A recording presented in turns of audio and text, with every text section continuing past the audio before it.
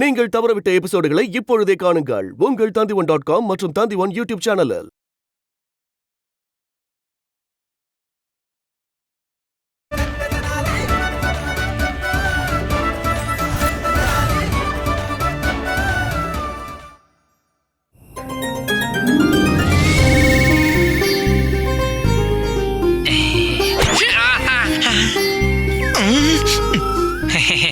இது என்ன நியாயம் மந்தாகினி தேவி? சின்ன செல்வந்தர் மேல அன்பு மழைய பொழியறீங்க, ஆனா எங்களை மாதிரி ராஜகுருக்கள் மேல எதுக்கு இப்படி வெறுப்பா காட்டுறீங்க? சின்ன செல்வந்தர் எனக்கு அன்பளிப்பா ஒரு வீட்டையே கொடுத்திருக்காரு. அது வீடு இல்ல, இடிஞ்சு போன கட்டடத்தை உங்களுக்கு கொடுத்திருக்கான். எங்க கிட்ட சொல்லுங்க மந்தாகினி தேவி, நாங்க மகாராஜா கிட்ட சொல்லி அங்க இருக்கிற 1-2 மாளிகையை காலி பண்ண சொல்லிடுறோம்.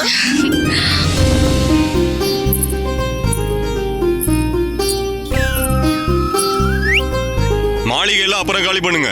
இப்ப நீங்க 2 பேரும் நின்றுட்டு இருக்கீங்களே இந்த இடம், இத முதல்ல காலி பண்ணுங்க. சின்ன செல்வந்தனே, நீ எங்களை மாதிரி குருக்கள் கிட்ட பேசும்போது, தனி அவர்கள் மற்றும் மணி அவர்கள் கிட்ட குறிப்பா பேசும்போது உன்னுடைய எல்லைக்குள்ள இருக்க கத்துக்கணும். அப்படியா? நீங்க 2 பேரும் இப்ப ராஜ்யத்தோட எல்லைக்கு வெளியே இருக்கணும். ஏய் சின்ன செல்வந்தரே, நாங்க இந்த இடத்தை விட்டு நகர மாட்டோம். என்ன பண்றீங்க? ஐயோ மந்தாகி, நீங்க இருந்து முதல்ல கிளம்பு. அட 2 பேரும் விடுங்க.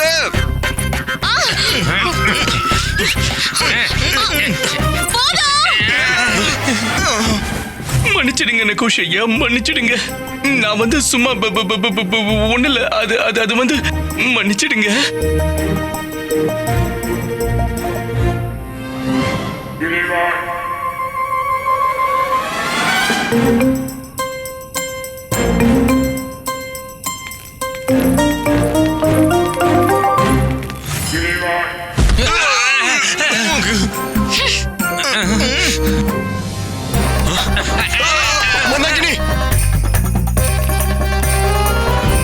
பாஸ்கர், 3 முறை 1 சுபமான என்ன கருதப்படும்?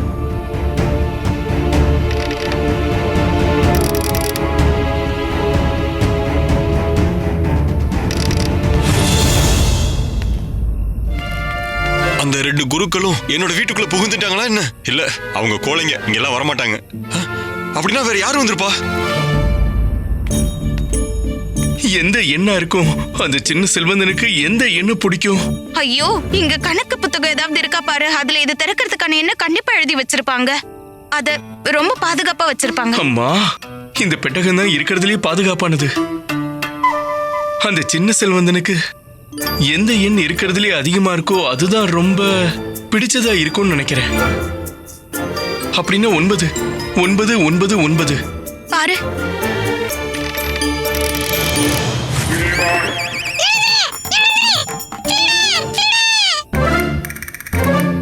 ஓடு ஓடு ஓடு. அட, நான் எதுக்கு ஓடணும்?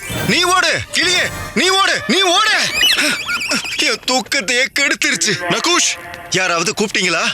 நகுஷ், என்ன? நீ இருக்கும் போதே வீட்டுக்குள்ள யாரோ வந்துட்டாங்க. வீட்டோட வாசல் திறந்திருந்தது. என் வீட்டுல மட்டும் ஏதாவது திருடு போயிருந்துச்சு, அப்புறம் நான் எல்லா நஷ்ட கணக்கையும் உன்னோட பேர்ல எழுதி வச்சிருவேன். அப்படி மட்டும் யாராவது வந்திருந்தாங்கன்னா என்கிட்ட இருந்து அவங்களால தப்பிக்கவே முடியாது.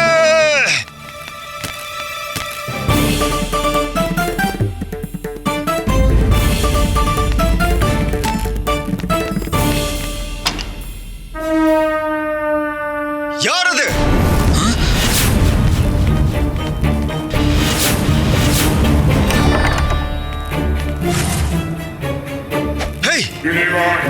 யாரு? யாரது? யாரது? என்ன நடக்குது? யாரு? நகுஷ், யாரு? நகுஷ்.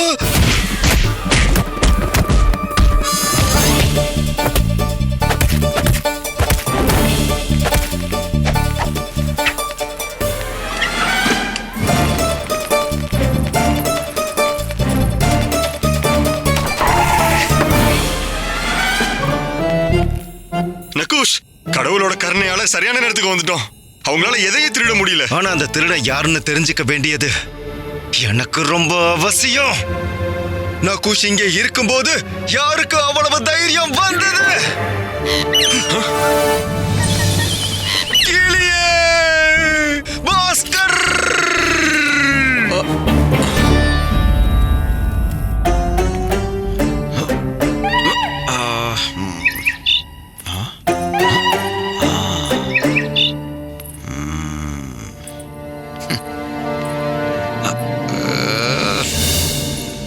மகாராஜா.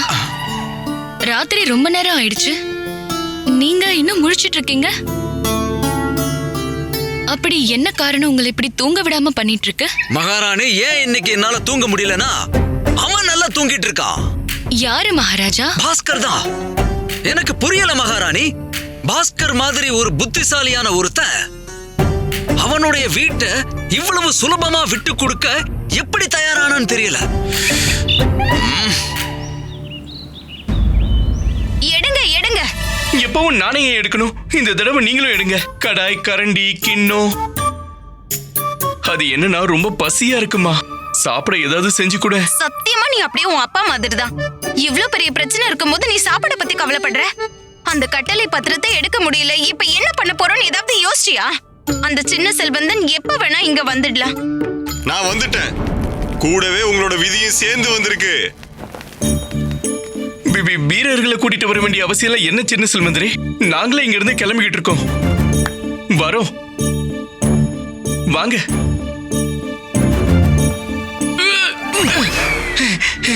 கனமா இருக்கு.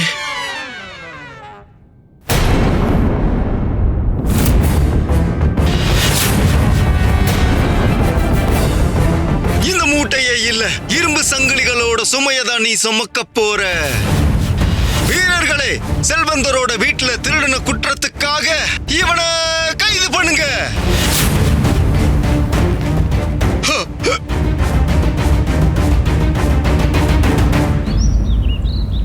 மகாராஜா, மகாராஜா, நான் எதுக்காக திருட போறேன்? என்கிட்ட ஏதாவது காரணமும் இருக்கணும்ல. மகாராஜா, இவனுடைய வலையில விழுந்துராதீங்க. குற்றவாளிக்கு தண்டனை வழங்குங்க. மகாராஜா, இதோ இந்த புத்திசாலி, நான் சொல்ல வந்ததுக்கு அர்த்தம் என்னன்னா, இதோ இந்த முட்டாள் சிங்கத்து வாய்க்குள்ளேயே கை விட்டுருக்கான். அதனால இவனுக்கு கண்டிப்பா தண்டனை கிடைச்சே ஆகணும். ஒரு நிமிஷம் சின்ன செல்வந்தரே, அந்த சிங்கம் எங்க? எந்த சிங்கத்தோட வாயில கைவிட்டானோ அந்த சிங்கம். இல்ல இல்ல மகாராஜா, அதை நான் ஒரு பழமொழியா சொன்னேன், அவ்வளவுதான். அது நான் தான். அப்படின்னா நீ சிங்கமா?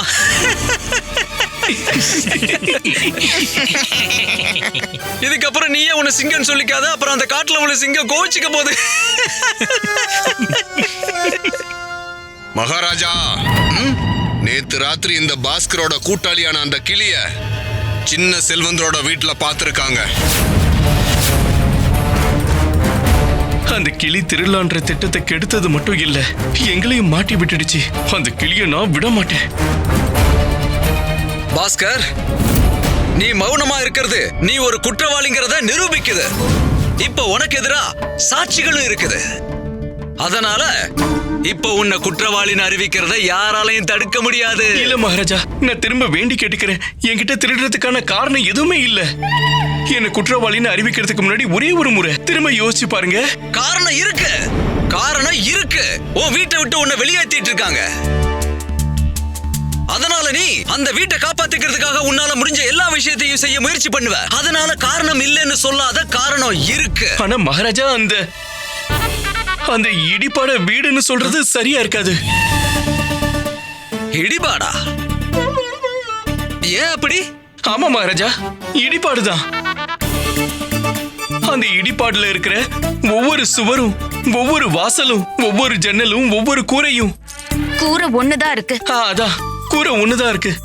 நாலா பக்கத்துலயும் அது ஏன் திறந்திருக்குன்னு தெரியுமா? ஏன்னா ஒவ்வொரு திசையில இருந்தும் அபசகுனங்கள் அதுக்குள்ள வரலான்றதுக்காக தான்.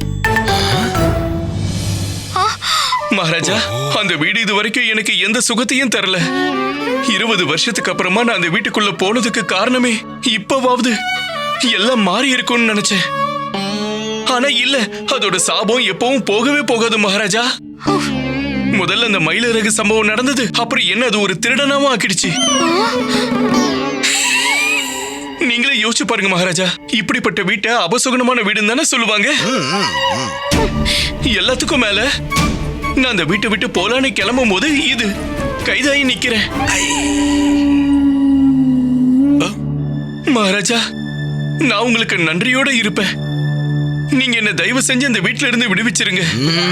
மகாராஜா, இவன் வார்த்தைகளால மாயஜாலம் பண்ணி உங்களை ஏமாத்த பாக்குறான். உண்மையை திசை திருப்ப பாக்குறான். இவனோட சூழ்ச்சியை புரிஞ்சுக்கோங்க மகாராஜா. புரிஞ்சுதா இல்ல புரியலையா? என்ன சொல்ச்சு மகாமந்திரியாரே? நான் அந்த வீட்டுல இருக்கவே விரும்பல மகாராஜா. அந்த வீடு அபசகுனமானது. நான் எத்தனை முறை அந்த வீட்டை விற்கிறதுக்கு முயற்சி பண்ண தெரியுமா? ஆமாதானமா? விற்க முடியல. பூஜை பண்ணி அந்த வீட்டோட தோஷத்தை போக்க நினைச்சேன், ஆனா அதுவும் முடியல. மகாராஜா, உங்களுக்கு அடுத்து நான் வேற யாருக்காவது நன்றி கடன் பட்டிருக்கேன்னா அது இந்த சின்ன செல்வந்தருக்கு தான். இந்த சின்ன செல்வந்தர் அவரே நேரா வந்து என்ன அந்த வீட்டுல இருந்து விடுவிச்சிருக்காரு. சின்ன செல்வந்தரே, உங்களுக்கு கோடான கோடி நன்றிகள்.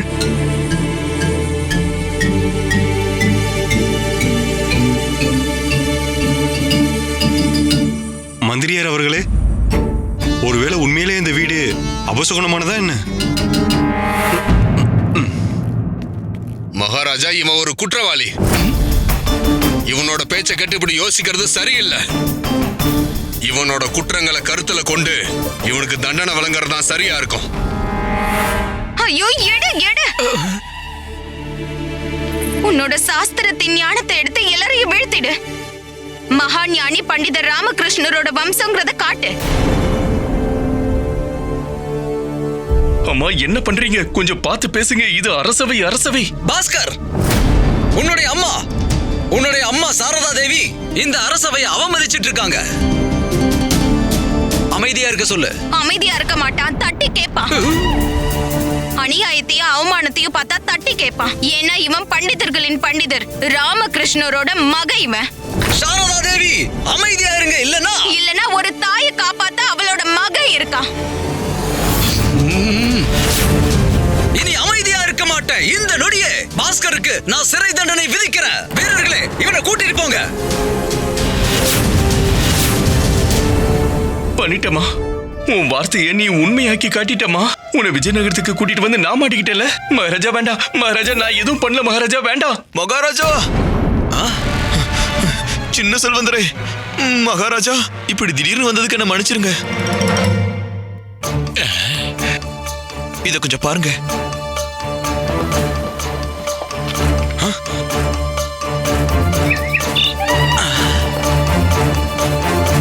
எல்லாமே அழிஞ்சிருச்சு. எல்லா கணக்கு வழக்கு பத்திரத்தையும் கடன் பத்திரத்தையும் கரையான் அரிச்சிருச்சு.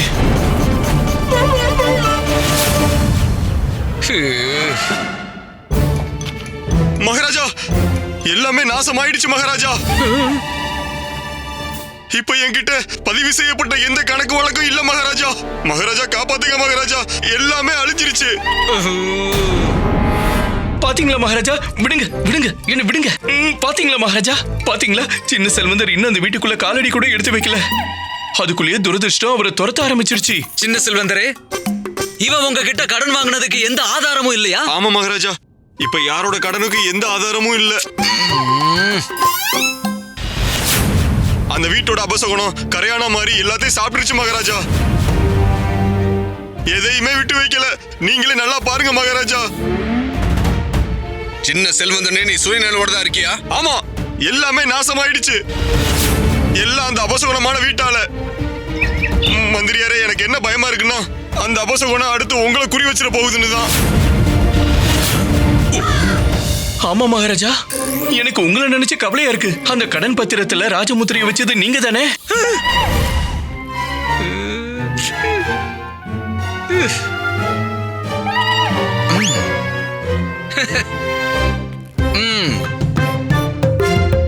நான் முடிவு பண்ணிட்டா.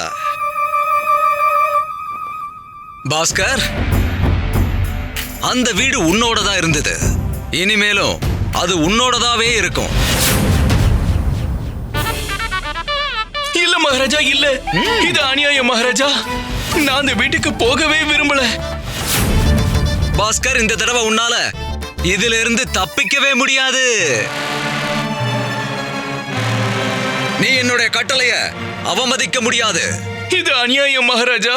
இது ஒரு அரசர் அவருடைய பிரஜைக்கு பண்ற அநியாயம் மகாராஜா. மகாராஜா, உங்களோட முடிவு ரொம்ப ரொம்ப சரியானது. இவனோட அபசகுணத்தை இவன் நம்ம மேல திணிக்க பாக்குறான். மந்திரியாரே, பாஸ்கரோட பேர்ல அந்த வீட்டோட பத்திரத்தை தயார் பண்ணுங்க. அந்த வீட்டு பத்திரத்துல நானே என்னுடைய ராஜமுத்திரைய பதிப்ப. அப்புறம் அந்த பத்திரத்தை பாஸ்கரோட சேர்த்து நான் அந்த வீட்டுல கொண்டு போய் விட்டுட்டு வர போறேன்.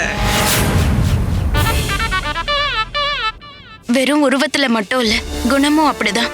அப்படியே உன்னோட அப்பா மாதிரியே நீ.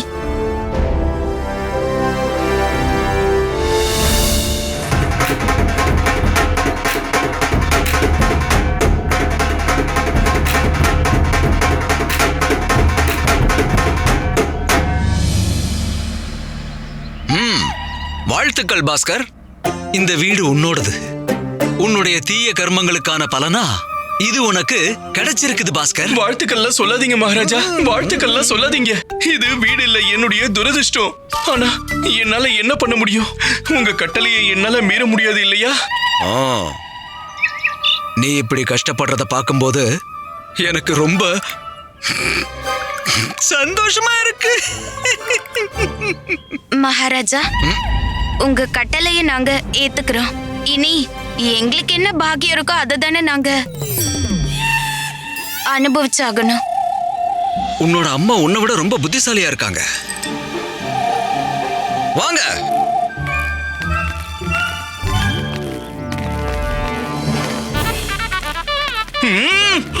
என் கிட்ட வரக்கூட முயற்சி பண்ணாதீங்க.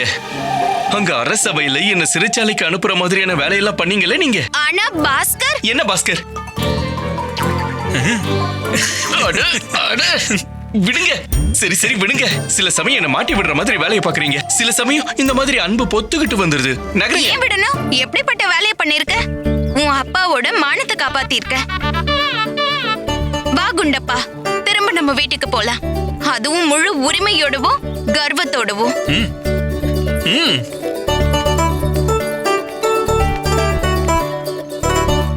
நீ உன் குல விளக்குன்னும் உன் அப்பாவோட வாரிசுன்னும் இன்னைக்கு அரசவையில நிரூபிச்சு காட்டிட்ட பாஸ்கர். தாத்தா, பல வருடங்கள் கடந்துருச்சு, எல்லாமே மாறிடுச்சு. ஆனா நீ மட்டும் மாறவே இல்லைல்ல? ஏன்னா இன்னைக்கு நீயும் நிரூபிச்சு காட்டிட்ட. என்னைக்காவது ஒரு நாள் சூரியன் மேற்குல இருந்து கூட உதிச்சிடலாம். ஆனா உன்னுடைய சூழ்ச்சிகள், உன்னுடைய சதி திட்டங்கள் எப்பவும் முடியவே முடியாது. அப்படின்னா அதுக்கு அர்த்தம் என்னன்னா, எங்களை எங்க வீட்டை விட்டு விரட்டுற திட்டத்தை அந்த கை காலாவோட சேர்ந்து நீதான வகுத்த. ஒரு பக்கம் கூட இருக்கிறதா சொல்லிட்டு இன்னொரு பக்கம் எங்க பின்னாடி இருந்து முதுகுல குத்துறியா? இது எதுவும் எனக்கு தெரிய வராதுன்னு நினைச்சியா? தனியும் மணியும் எல்லாத்தையும் சொல்லிட்டாங்க. என்ன இது வரைக்கும் நீ பண்ண எல்லாமே உனக்காக தான் பண்ணியிருக்க. என்னையும் விஜயநகரத்துல உனக்காக தான் இருக்க வச்சிருக்க. உன்னுடைய நோக்கத்தை நிறைவேற்றிக்கிறதுக்காக என்ன நீ பயன்படுத்தி இருக்கிற. ஏன் இது உண்மை இல்ல பாஸ்கர். அப்ப எது உண்மை? அப்படின்னா நீ பண்ணது எல்லாமே சரின்னு சொல்ல வரியா? உனக்கு என்னதான் வேணும் தாத்தா? என் அப்பாவுக்கு பதிலா நீ என்ன பழிவாங்க நினைக்கிறியா? என் வீட்டை விட்டு என்ன வெளியில அனுப்ப பாக்குறியா? உனக்கு என்னதான் வேணும்? பாஸ்கர், இந்த கேள்விக்கெல்லாம் உனக்கு கண்டிப்பா பதில் கிடைக்கும். ஆனா அதுக்கு முன்னாடி நீ எனக்கு இதை சொல்லு. நீ அந்த செல்வந்தனோட பெட்டகம் வரைக்கும் போன, வெற்றிகரமா நீ அதை திறக்கவும் செஞ்ச. ஆனா அதுக்கப்புறமா உன்னால உன்னோட பத்திரத்தை திருட முடியல. ஏன்? முயற்சி பண்ண, ஆனா முடியல. வாய்ப்பு கைய விட்டு நழுவிடுச்சு. நழுவிடுச்சா இல்ல நழுவ விட்டியா? என்ன முட்டாளாக்கெல்லாம் முயற்சி பண்ணாத. உன்னால அந்த செல்வந்தனோட பெட்டகத்துல கரையாண வைக்க முடியுதுன்னா அந்த பத்திரத்தை எடுக்க முடியாதா?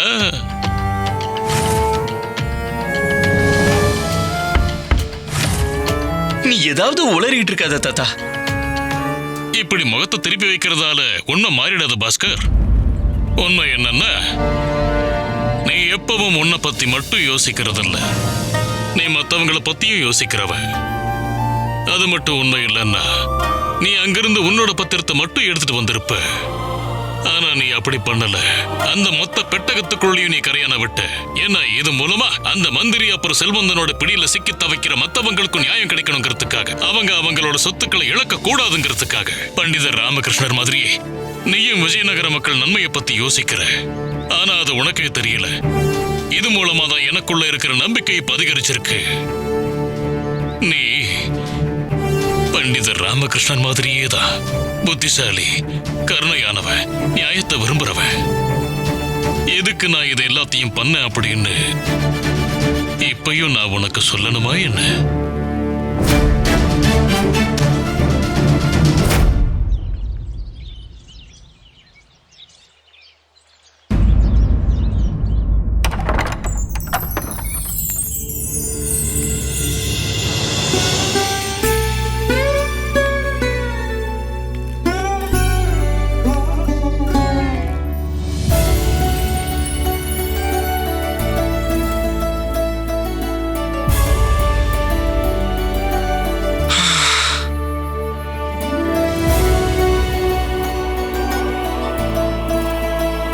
எவ்வளவு காலம் கடந்துருச்சு. ஆனா இன்னைக்கும் சாரதா கையால பண்ண லட்டுவின் வாசனை இன்னமும் மாறல.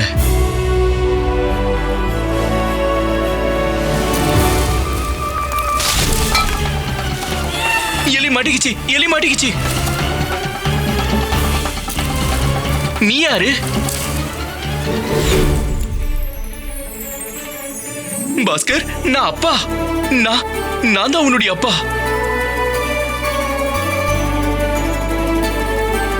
அப்பா அப்பா அப்பா அப்பா அப்பா என்ன இதெல்லாம்? இது எலி பிடிக்கிறதுக்கு பொரிய வச்சிருந்தப்பா. இருங்க நான் இப்பவே இதை எடுத்து விடுறேன். மன்னிச்சிடுங்க, இதோ இப்பவே எடுத்துறேன்.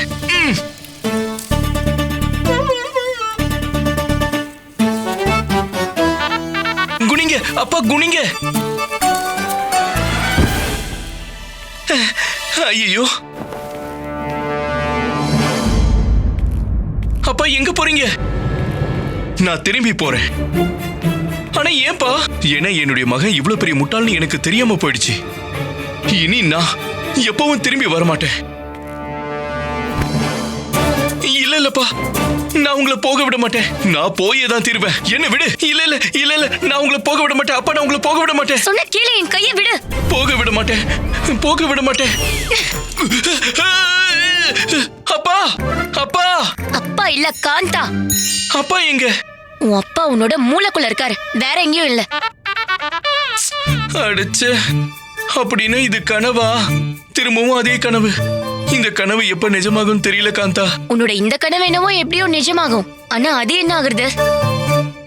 இது என்ன ஆகுறது? நீ எனக்கு கொடுத்திய வாக்கு, அது என்ன ஆகுறது? வாக்கா? என்ன வாக்கு? எந்த வாக்கு? நீ எனக்கு தந்திய அந்த வாக்குதான். உன் அம்மா மட்டும் உனக்கு கிடைச்சிட்டாங்கன்னா எனக்கு அழகான அன்பளிப்புகளை வாங்கி தருவேன்னு சொன்னல.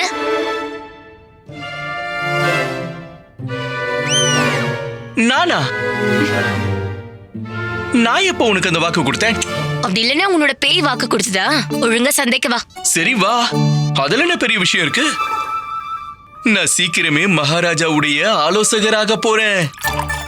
அதுக்கப்புறம் நான் உனக்கு எக்கச்சக்கமா அன்பளிப்பு வாங்கி தரேன். என்ன இதுல சிரிக்கிறதுக்கு என்ன இருக்கு? ஏன் இதுல சிரிக்காம இருக்க என்ன இல்ல? நீதான் இவ்வளவு வேடிக்கையான விஷயத்த சொல்லிருக்கியே. அரசனின் ஆலோசகன், அதுவும் நீ ஆக போற. அடடடடடடா. என்ன ஆலோசகர் தலையில ஏதாவது கிரீடம் இருக்குமா, இல்ல பின்னாடிதான் வால் இருக்குமா? சரி சரி, அதெல்லாம் விடு. எனக்கு இது சொல்லு. நீதான் அரசரோட ஆலோசகராக போற. நீ யாரு உன்கிட்ட சொன்னது? அமரப்பள்ளி தான். அமரப்பள்ளியா? இல்ல, நான் என்ன சொல்ல வரேனா, அன்னைக்கு நான் அமரப்பள்ளிக்கு மயிலிறக மீட்டு தரேன்னு வாக்கு கொடுத்தப்போ, விரதத்துக்கான அர்த்தத்தை சொல்லி தந்தப்போ, அப்படி பாராட்டுற மாதிரி அவ என்ன பார்த்த விதம் அப்பவே எனக்கு தெரிஞ்சிருச்சு. மகாராஜாவுடைய ஆலோசகர் ஆகிறதுக்கு என்கிட்ட எல்லா குணங்களும் இருக்குன்றத அவ சொல்ல வந்த மாதிரி இருந்தது. என்ன விஷயம்? இப்பெல்லாம் நீ அமரப்பள்ளியோட பேரை அதிகமாவே பாட ஆரம்பிச்சிட்ட. விஷயம் என்ன? அட, விஷயம் என்ன இருக்கு? இதுல தெளிவா இருக்கிற ஒரே ஒரு விஷயம், அமரப்பள்ளி என்னுடைய தோழி.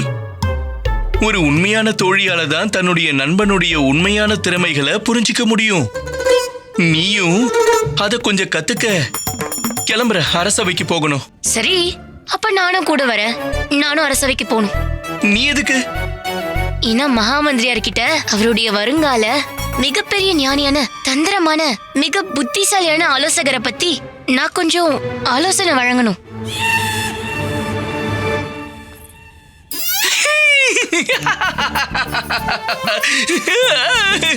நீ எவ்வளவு அப்பாவியா இருக்கிற. அட, நான் சும்மா உன்கிட்ட விளையாடிக்கிட்டு இருந்த முட்டாள் காந்தா. ஆனா நான் இப்ப விளையாடிட்டு இல்லையே என்னோட மரமண்ட பாஸ்கர். அதனால இப்ப அரசவைக்கு போலாமா இல்ல சந்தைக்கா?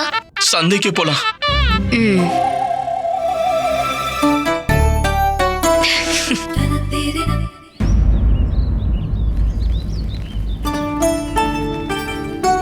இது ரொம்ப அழகா இருக்கு.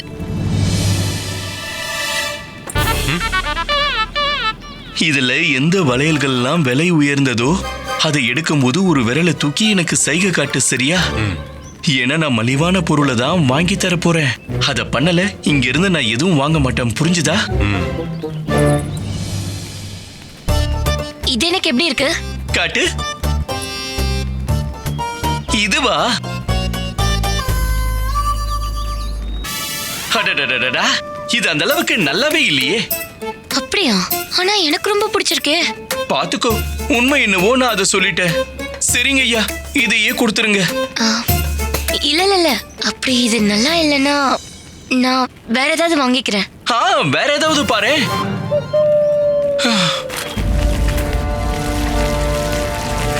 இது ரொம்ப அழகா இருக்கு.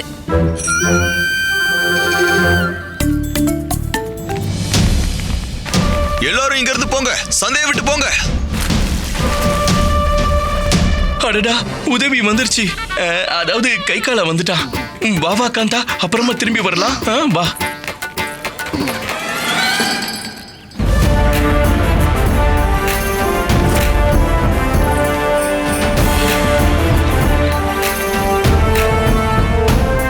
ஓ, இது வெறும் அமரப்பள்ளியோட பல்லாக்கு மட்டும்தான். அநேகமா அந்த கை காலம் வரலன்னு நினைக்கிறேன்.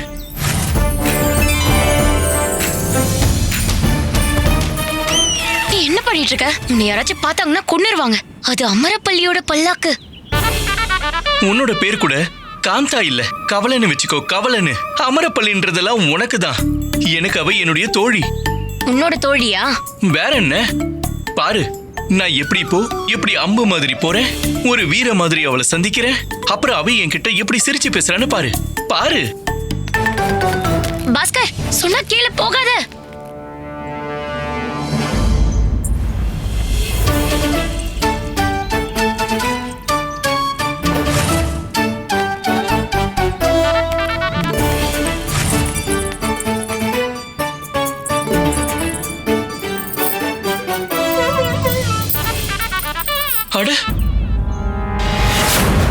இந்த நீலவனத்தை ஏன் கீழே வச்சுட்ட? அது ரொம்ப நல்லா இருக்கும். அப்பா, நான் உங்களுக்கு வாக்கு கொடுக்கறேன். இனி நான் அந்த பாஸ்கரை எப்பவும் சந்திக்க மாட்டேன்.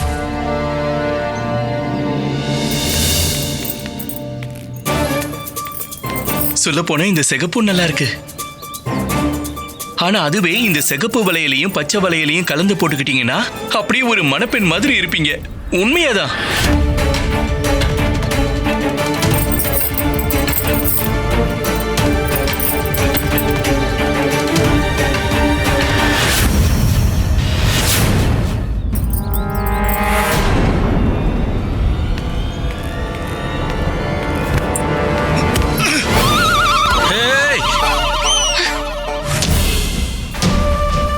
சொல்றது கேளுங்க. அவர் தெரியாம பண்ணிட்டாரு, நான் அவரை மன்னிச்சிட்டேன். இப்ப நீங்க என் கூட வாங்க.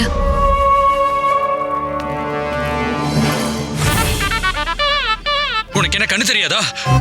என்னோட மாவெல்லாம் வீணாக்கிட்ட. மன்னிச்சிடுங்க அண்ணே, மன்னிச்சிடுங்க. போங்க.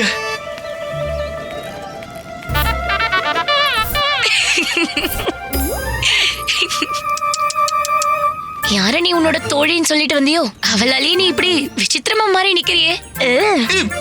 அந்த அமரப்பள்ளியை நான் அவமானப்படுத்திட்டால, நான் அவளை விட மாட்டேன், விட மாட்டேன்.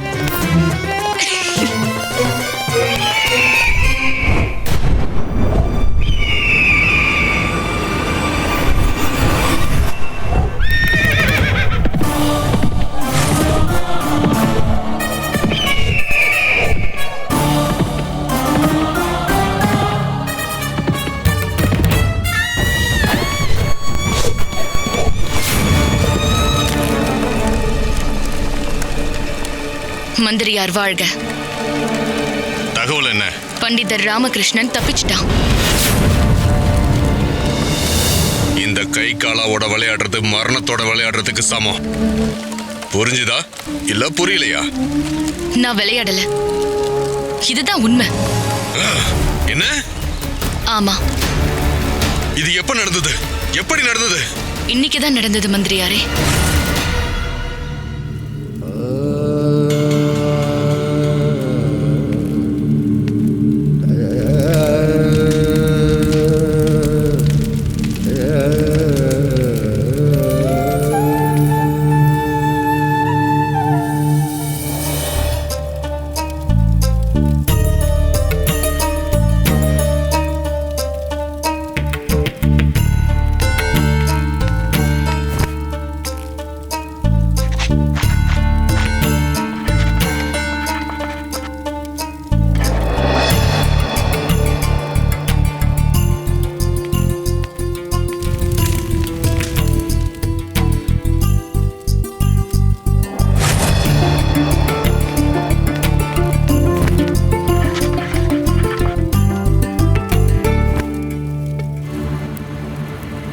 ஆனா இந்நேரத்துக்கு அது வந்திருக்கணுமே, ஏன் வரல?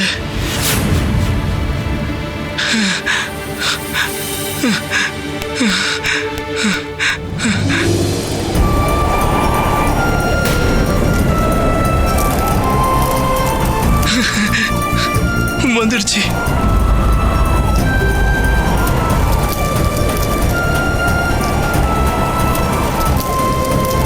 வந்துடுச்சு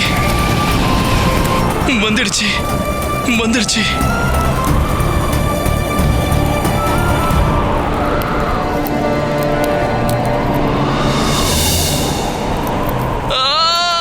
காப்பாத்துங்க, யாராவது வந்து எனக்கு உதவி பண்ணுங்க. ஐயோ, என் இதயத்துல பயங்கரமா வலிக்குது. என்னோட இதயம் அப்படியே அடைக்கிற மாதிரி இருக்கு. நல்ல, அவன் ரொம்ப புத்திசாலி. கண்டிப்பா இது அவனோட சதி திட்டமா தான் இருக்கணும்.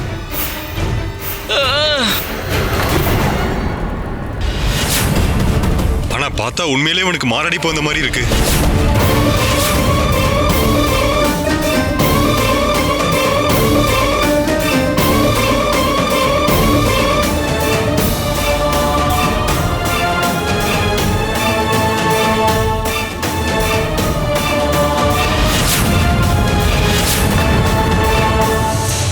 என்ன, இவனோட உயிர் போயிடுச்சு?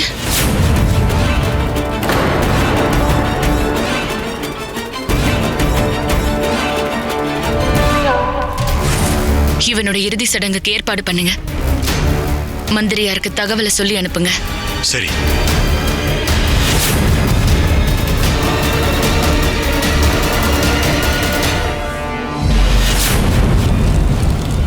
அதுக்கப்புறம் என்னாச்சு?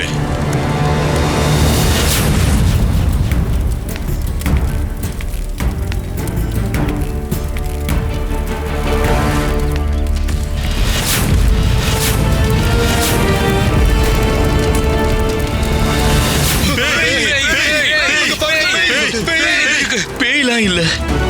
யார பார்த்தா பேய் கூட அங்கிருந்து பயந்து ஓடுமோ அதுதான் நான் தான் பண்டிதர் ராமகிருஷ்ணன். உயிரோட இருக்கேன். அதுக்கு வாய்ப்பே இல்ல. உன்னோட சுவாசம் தான். பல வருடங்களுக்கு முன்னாடி கத்துக்கிட்ட யோகாசனம் இன்னைக்கு எனக்கு உதவி இருக்கு. உனக்கு எங்க இருந்து தெரிய போகுது? என்னால 1 மணி நேரத்துக்கு மேல சுவாசத்தை அடக்கி சவம் மாதிரி இருக்க முடியும். வால் எடுக்கிறதுனால எந்த பிரயோஜனமும் இல்ல. இன்னும் சில நொடிகள்லயே உங்க எல்லாருடைய கண்களையும் இருள் சூழ போகுது. கண்களை திறக்கவே முடியாதுன்னும் போது நீங்க எதை பாப்பீங்க?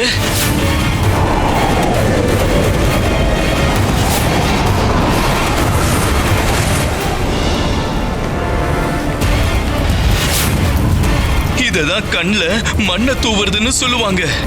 இப்ப என்ன பிடிக்க முடிஞ்சா எல்லாரும் வந்து பிடிச்சு காட்டுங்க.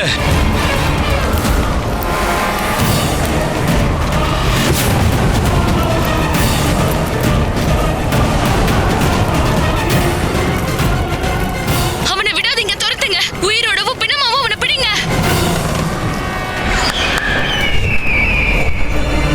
மந்திரியார்கிட்ட இந்த தகவலை கொண்டு போய் சேர்த்துரு.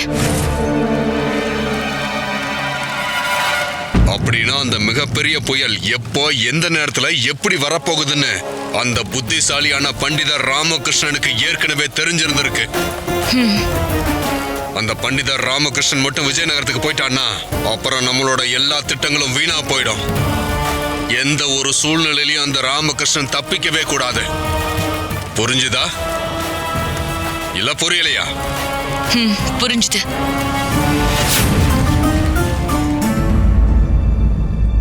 எவ்வளவு காலம் கடந்துருச்சு, ஆனா உங்களை பத்தி எந்த தகவலும் வரல. நீங்க எங்க இருக்கீங்க, என்ன பண்றீங்க, எப்ப திரும்ப வருவீங்கன்னு எதுவுமே தெரியல. நீங்க எல்லாம் என்னால வாழ முடியாது.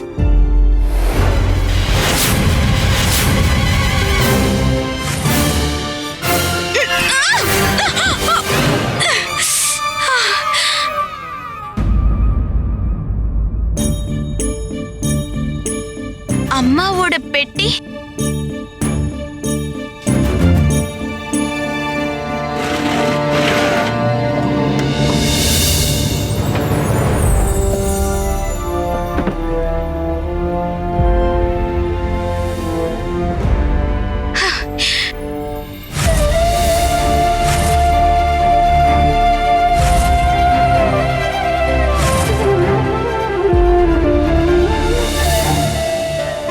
இன்னைக்கு உங்க ஞாபகம் அதிகமா வருதுமா.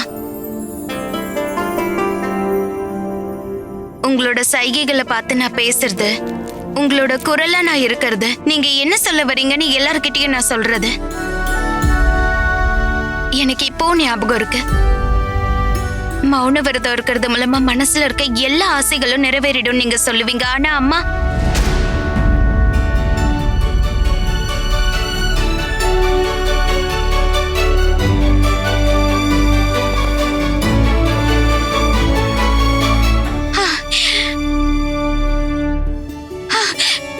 இன்னைக்கு நீங்க திரும்ப ஒரு முறை எனக்கு சைகை காட்டியிருக்கீங்க. என்னோட ஆசைகளும் நிறைவேற போகுது. இனி உங்க மகன் வீட்டுக்கு திரும்ப வர வரைக்கும் நானும் மௌன விரதம் இருக்க போறேன்.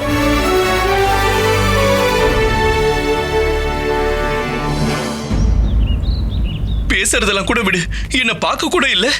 அதுக்கப்புறம் அந்த நக்குஷ் என்ன தள்ளி விட்டப்போ அவனையும் அவ தடுக்கல. இந்த அமரப்பள்ளிக்கு நான் ஒரு பாடம் கத்து கொடுத்தே ஆகணும். திரும்ப அம்மு கிட்ட போக வேண்டிய அவசியம் எல்லாம் எதுவுமே இல்ல. ஏன் போக கூடாது? நான் போவேன். நான் அவகிட்ட போவேன், அவகிட்ட போய் நடனம் ஆடுவேன். உனக்கே அது வைத்தறிச்சலா இருக்கு. நான் உனக்கு புரிய வைக்க முயற்சி பண்ணிட்டு இருக்கேன். அமரப்பள்ளி கிட்ட இருந்து விலகிரு. இப்ப நீ அரசர் கிட்ட போக இதுக்கு மேல தாமதமாச்சுன்னா அங்கிருந்து உன்னை நேரா வெளியில போறதுக்கு வழி காட்டிடுவாங்க. என்ன வெளியில விரட்டி விடுறதெல்லாம் அவ்வளவு சுலபம் இல்ல. இப்ப எனக்கு வெளியில போறதுக்கு இல்ல, உள்ள போறதுக்கு தான் வழி தேவை. ஏன்னா அந்த மயிலிறக திருடணும். மயிலிறகா? அவமானத்துக்கு பழி வாங்கி ஆகணும்ல. ஏய் பாஸ்கர், கீழே பாரு, நான் திரும்ப சொல்றேன், என் பேச்ச கொஞ்சம் கேளு.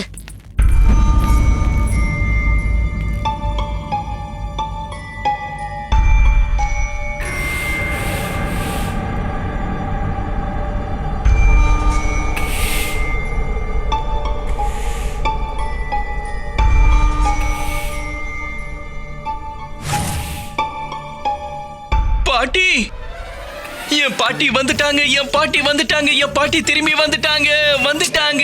பைத்தியம் பிடிச்சிருச்சா என்ன? இது எப்படி பாட்டியா இருக்க முடியும்? ஒருவேளை பாட்டியோட ஆவியா இருக்குமா? யாரு இறந்து போனாங்களோ அவங்களுக்கு தான் ஆவியெல்லாம் இருக்கும். பாட்டி உயிரோட இல்லைன்றது உனக்கு எப்படி தெரியும்? எப்படி தெரியும் சொல்லு? ஐயோ அது சரி, ஆனா இது யாரு?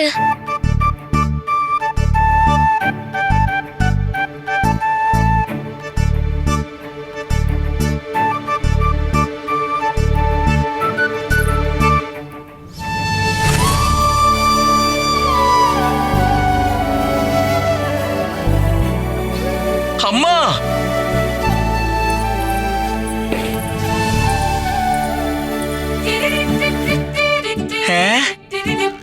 என்ன? ஒண்ணுமே புரியல. சரி, நீங்க எனக்கு ஒண்ணு சொல்லுங்க, நீங்க ஏன் பாட்டியோட பழைய துணியை உடுத்திருக்கீங்க? ஐயோ ஆண்டவா, இப்ப நான் அம்மா மாதிரி மௌன விரதம் இருக்கன்னு இவனுக்கு எப்படி புரிய வைப்பேன்? ஏன்னா அவர் வீட்டுக்கு திரும்ப வர வரைக்கும் நான் என்னோட வாயில இருந்து ஒரு வார்த்தை கூட பேச மாட்டேன்னு சபதம் எடுத்திருக்கேன். என்னோட பெரியம்மாவால கூட பேச முடியாது. இதுதான் என் அம்மா சொன்னாங்களா? இல்ல இல்ல, நான் என்ன சொல்ல வரேன்னா, என் பெரியம்மாவால கூட பேச முடியாது. இப்படிதான் சைகை மொழியில பேசுவாங்க. அது எல்லாத்தையும் நான் புரிஞ்சுப்பேன்.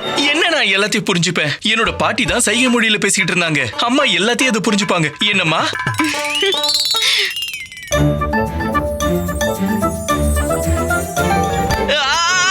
ஏன் என் முடிய பிடிச்சி இழுக்கிற?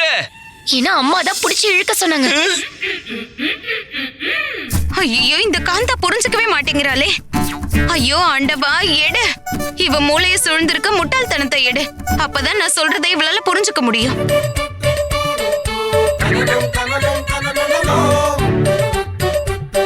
குடுமி, ராமா,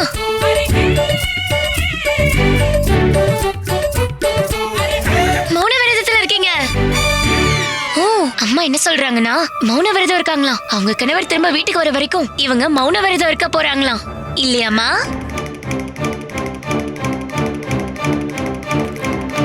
இல்ல இல்ல இல்ல இல்ல இல்ல இல்ல இல்ல இல்ல, கடவுளே, இப்படி எல்லாம் நடக்க கூடாது. அப்படின்னா என்னோட அப்பா எப்படி வாழ்க்கை பூரா பாட்டியுடைய சைகைகளால குழம்பி போயிருந்தாரோ அதே மாதிரி இப்ப நானும் உங்களோட மௌன விரதத்தால அதே மாதிரி கஷ்டப்படணுமா? அப்படின்னா இப்போ நீங்களும் பாட்டி மாதிரி ஆயிட்டீங்களாமா? தொடப்பத்தை எதுக்கு எடுக்கிறீங்க? இல்ல இல்ல, ஐயோ அடிக்காதீங்க, ஐயோ அடிக்காதீங்கம்மா.